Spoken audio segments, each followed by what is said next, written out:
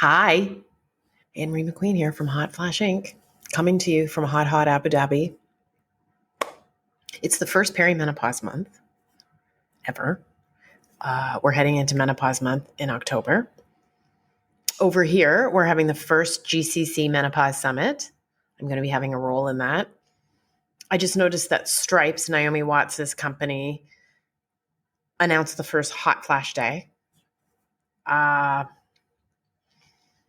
It's the Menopause Society of North America annual general meeting. This week it launched today. I just sent out of my Substack a hot take on 7 studies. There's like 80 different panels and presentations going on there. And I'm looking through, I wish I could go and just soak up the entire thing.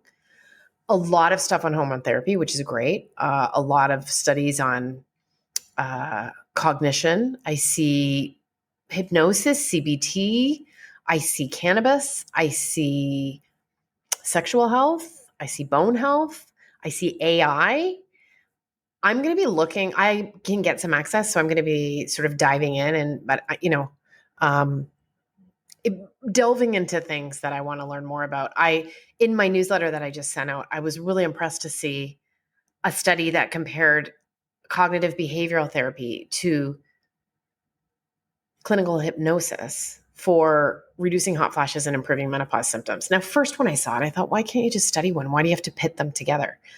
And I didn't realize, but in the 2022 non-hormone therapy position statement that the Menopause Society put out, which I covered on my Substack, they covered CBT, cognitive behavioral therapy.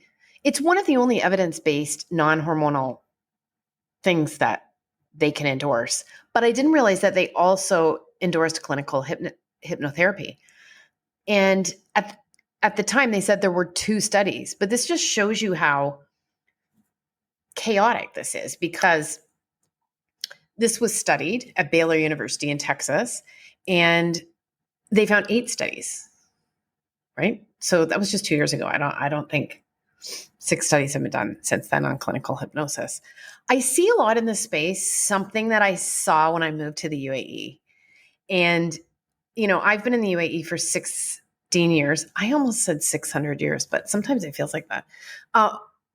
There wasn't a lot when I came here, and this country has blown up, and so many people have done really cool things for the first time.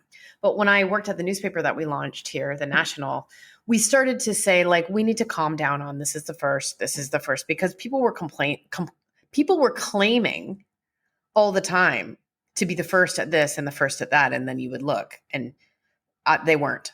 And the menopause space is nascent. Yes, I know Gen X didn't discover menopause. Someone on Substack told me that last week, and I loved it. She's right. Like, everyone who encounters something thinks that they are the first to discover it. I experienced this with friends who had fertility issues. And I remember once a friend of a friend at a party, we were outside having a cigarette, which I always used to enjoy, a social cigarette. She was trying to have a baby and could not. She had her first baby and was like lackadaisically sort of going to have another one. And then her sister had trouble having a baby and found out she was in early menopause. And then my friend of a friend found out that she was in early menopause, which I obviously knew about, and I knew it wasn't great if you wanted to have a baby. She went on to have a miracle baby and all was well. But I remember her cornering me, and this happens when you're a journalist working for a big newspaper, saying, no one's talking about this. I remember she was smoking. She's like, no one's talking about this. I remember thinking, everyone's talking about it. Like, it's all I hear about. I know because I'm not married and I don't have anything on the horizon and I'm worried about having a baby. So I'm hip to it. So anyway, what's happening in the menopause space, my point is that there's a lot of people saying the first. And when I read through research in a bulk like this, studies large and small, it's very common for them to say, this is the first study believed of its kind. And this is, shockingly true in this space, because I've said before, we have, I think, 1.1 million studies on pregnancy. When you look in the PubMed database from the beginning of time, so there weren't a lot of studies done when they started recording it, but you have only not even 100,000 on menopause. And less than 10,000 on perimenopause. And as we learned from Susan Davis, the hormone therapy expert from Monash University in Australia, that's a great episode if you want to go back and listen to that to hear about testosterone. But she said there's actually no studies on testosterone and perimenopause. And there's so few studies on perimenopause, everyone's just extrapolating from menopause to perimenopause. But they are indeed two different things. Just for example, the perception of estrogen just declining is erroneous. Estrogen rises and falls as it declines over time in perimenopause. And when your progesterone is falling, that can put you in a position where you have high estrogen. And a lot of the irritation and breast tenderness that can come from that. So you can see why that's just one small reason why you would want to parse out the studies. When I'm looking through this stuff too, I just get so frustrated about certain things and I feel crazy because I think, how am I, Ann Marie McQueen, sitting here at my desk wondering why scientists don't figure this stuff out? But we all know how workplaces work. We know how industries work. We know people don't talk to each other, and we know people keep things close to their vest. So we're still seeing studies where they're not making a distinction between progestins, synthetic progestogens, which is synthetic progesterone, also known as progestin. There's other, longer names for it, and progesterone, the version oral micronized progesterone that you take that is most like what your body makes, also comes in compounded versions.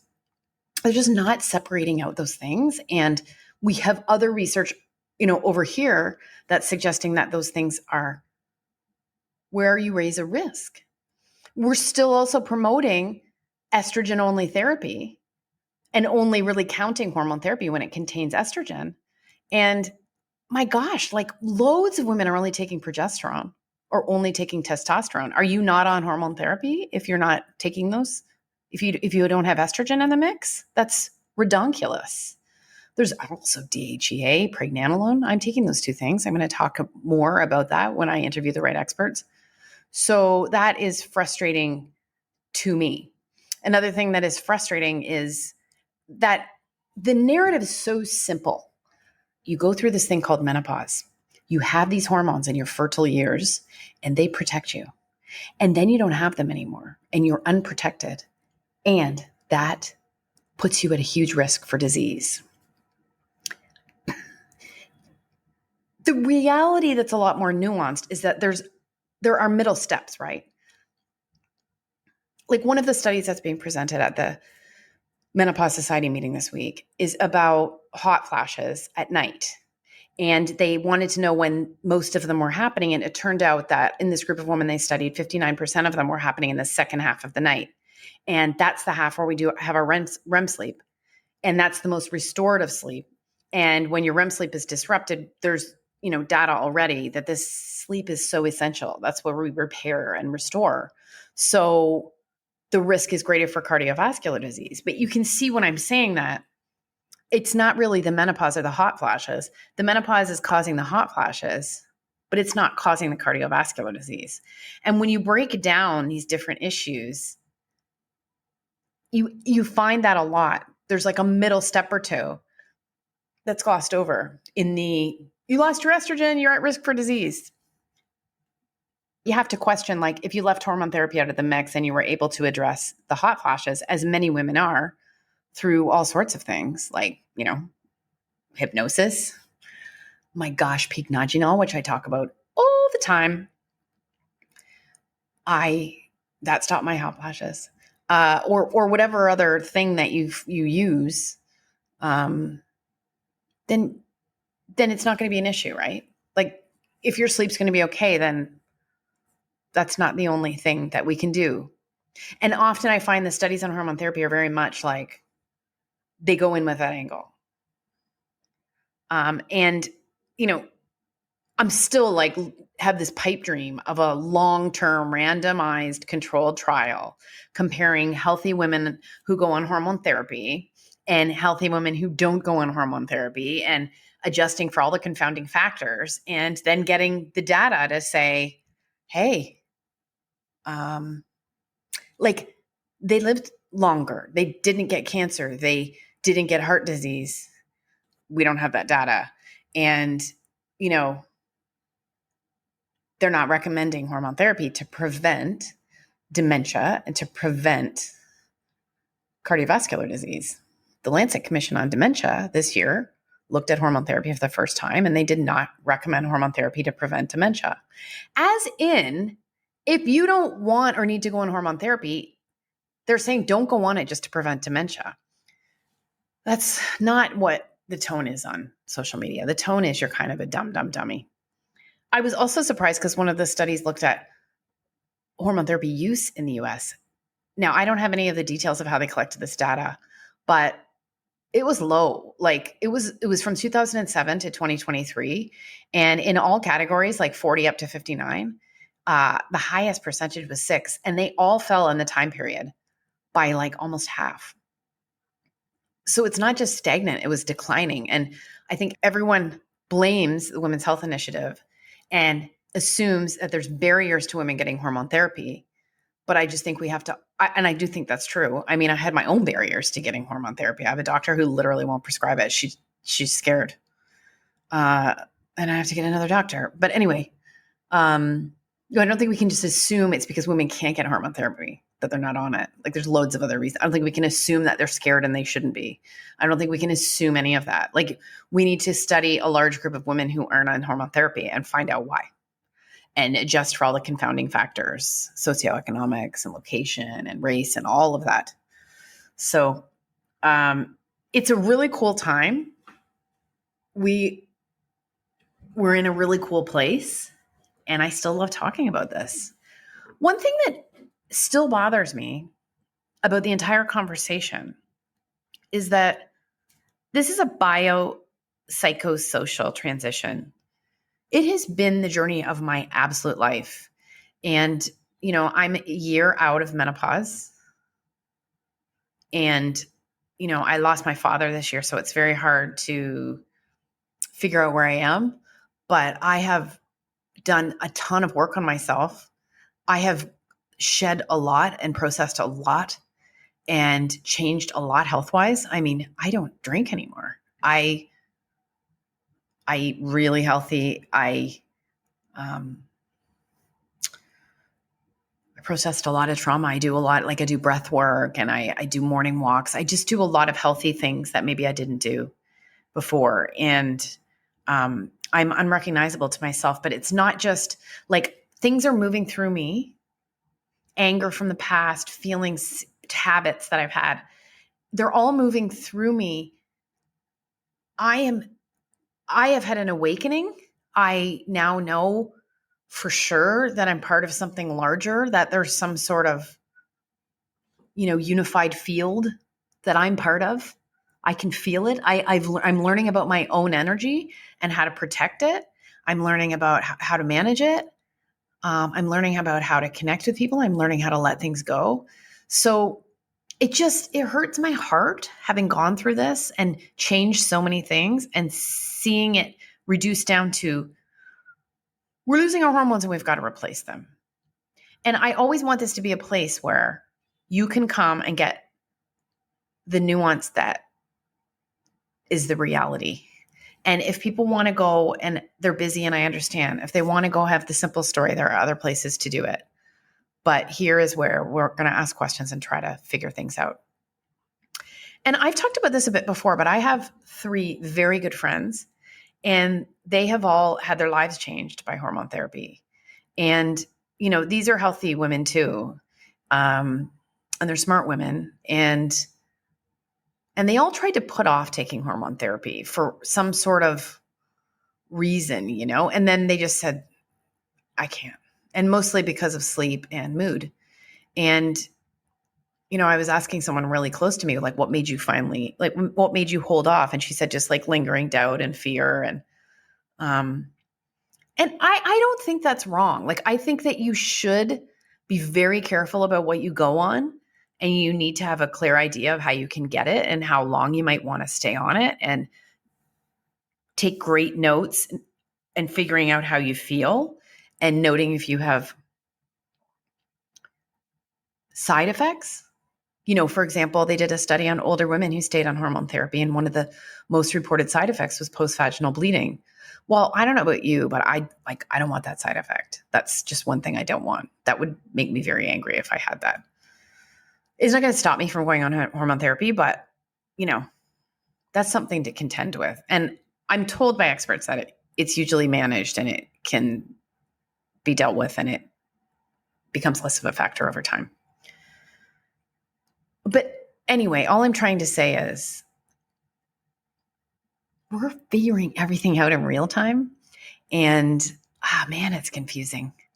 Another woman wrote to me on Instagram this week, and she gave me her report. She went to her doctor, and it was like a long list of things she complained about, anxiety and body pain. And no, this doctor didn't even twig. Nothing about perimenopause. She's in her 40s, in her mid 40s, and she's figuring it out for herself. And, I talk to women all across the spectrum, and you're dealing with like gut issues, and you're dealing with, there was an older woman who wrote to me and said she can't even have a hormone graze her skin or she breaks out. So, that's the spectrum that we're dealing with. And then my friend who slept well one night after she put her estrogen patch on. I think about this a lot, and I think like every disease that's happened, say dementia, for example, there's not one reason. So when you ask the question, why would a woman write to me on TikTok and say she was just asking her mother about menopause and her mother had no symptoms and she's 53 and she had nothing, just went through it. So why that? And then you have my 3 friends who literally weren't sleeping, anxious messes, me who had the worst perimenopause of all time. I mean, I was practically in a psychosis that I didn't even know about, panic attacks and nightmares, intrusive thoughts like you wouldn't even believe. And that was just early in perimenopause. I mean, it went on and on. There were nights I didn't sleep. I was waking up at 3 and 4, just getting up and starting to work. So why is that? Like, what is the reason? And I know there's all sorts of theories. Like there's this, Lara Bryden talks about the evolutionary mismatch. And we've seen that in literature, that we're just sort of surrounded by this sort of toxic system.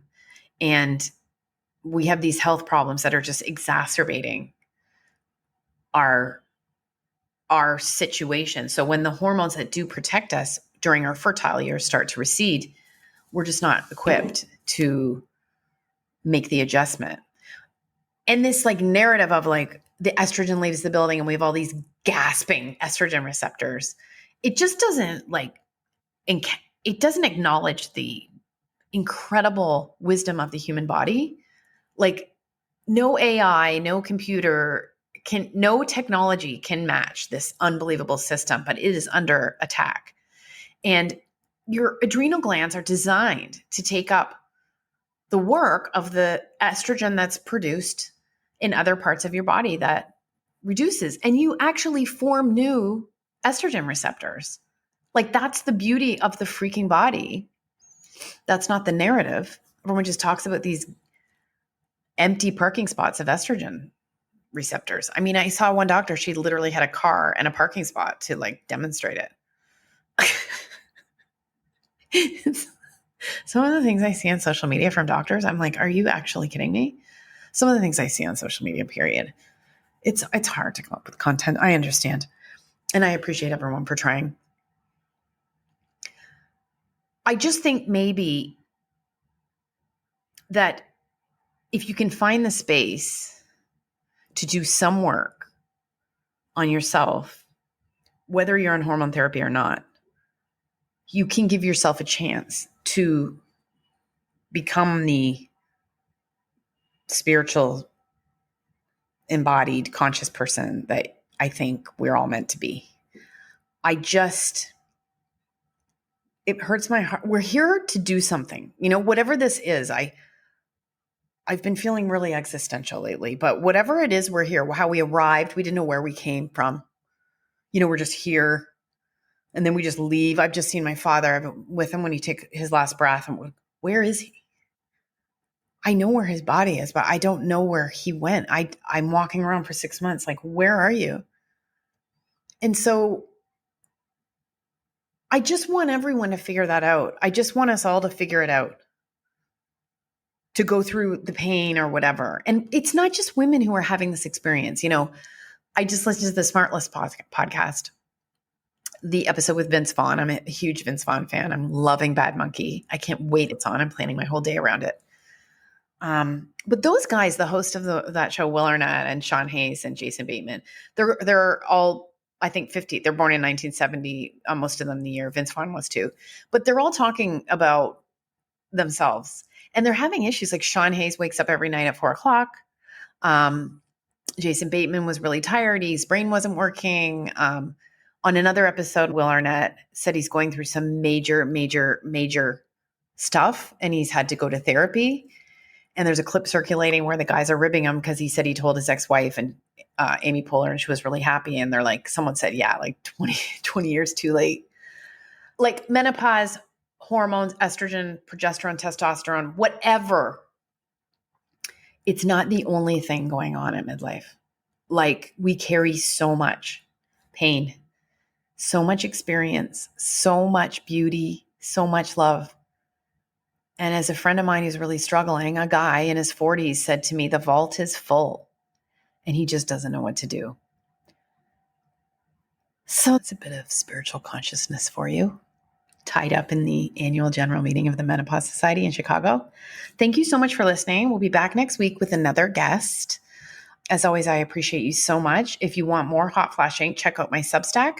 There's a free newsletter almost every weekend and a Hotflash Pro subscription where you can support my work and get some of my more extensive writing. I'm also on social media, Instagram, TikTok, X, at Hotflash Inc. And you can watch these podcasts on YouTube if you want. Still figuring YouTube out. I hope you have an amazing week. Thanks for listening.